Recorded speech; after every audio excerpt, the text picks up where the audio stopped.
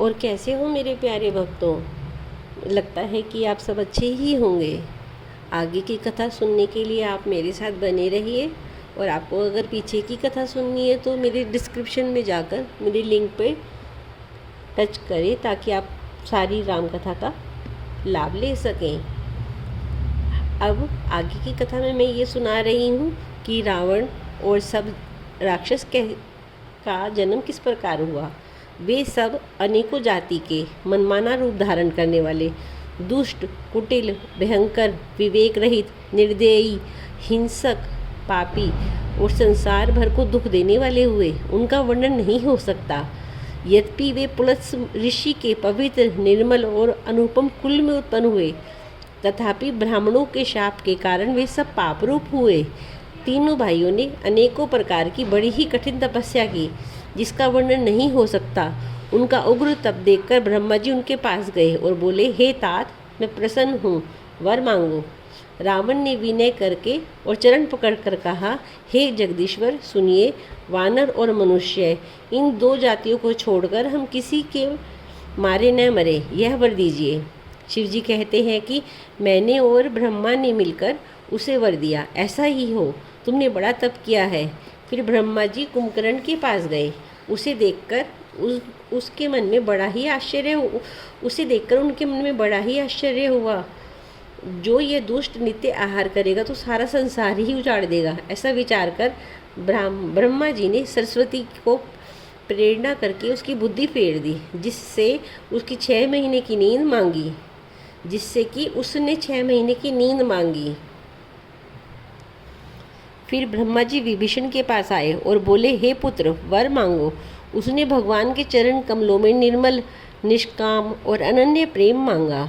उनको वर देकर ब्रह्मा जी चले गए और वे तीनों भाई हर्षित होकर अपने घर लौट आए। मैं दानव की मंदोदरी नाम की कन्या परम सुंदरी और स्त्रियों में शिरोमणि थी। मैंने उसे लाकर रावण को दिया। उसने जान लिया कि यह राक्षसों का राजा होगा और अच्छी स्त्री पाकर रावण प्रसन्न हुआ। फिर उसने जाकर दोनों भाइयों का विवाह कर दिया।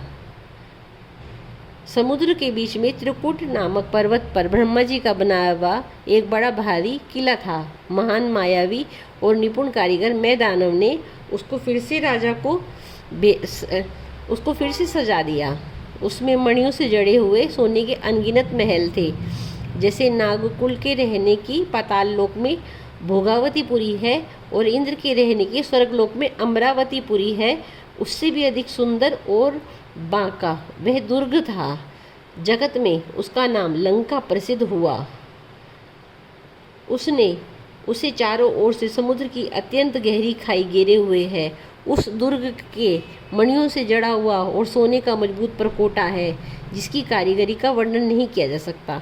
भगवान की प्रेरणा से जिस कल्प में जो राक्षसों का राजा रावण होता है, वही शूरवीर, प्रतापी, अतुलित बलवान अपनी सेना सहित उस पुरी में बसता है। पहले वहाँ बड़े बड़े योद्धा राक्षस रहते थे। देवताओं ने उन सबको युद्ध में मार डाला। अब इंद्र की प्रेरणा से वहाँ कुबेर के 1 करोड़ रक्षक यक्ष लोग रहते हैं। रावण को कहीं ऐसी खबर मिली, तब उसने सेना सजाकर किले को जा घेरा। उस बड़े विकट योद्धा और उसकी बड़ी सेना को देखकर यक्ष अपने प्राण लेकर भाग गए। तब रावण ने घूम फिरकर सारा नगर देखा। उसकी स्थान संबंधी चिंता मिट गई। उसे बहुत ही सुख हुआ। उस पुरी को स्वाभाविक ही सुंदर और बाहर वालों के लिए दुर्गम अनुमान करके रावण ने वहाँ अपनी राजधानी कायम की। योग्यता के अनुसार घरों को बांटकर रावण ने सब राक्षसों को सुखी किया। एक बार वह कुबेर पर चढ़ दौड़ा और उससे पुष्पक विमान को जीतकर ले आया। फिर उसने जाकर एक बार खिलवाड़ में ही कैलाश पर्वत को उठा लिया। मानो अपनी भुजाओं का बल तोल कर बहुत सुख पाकर वहाँ से चला।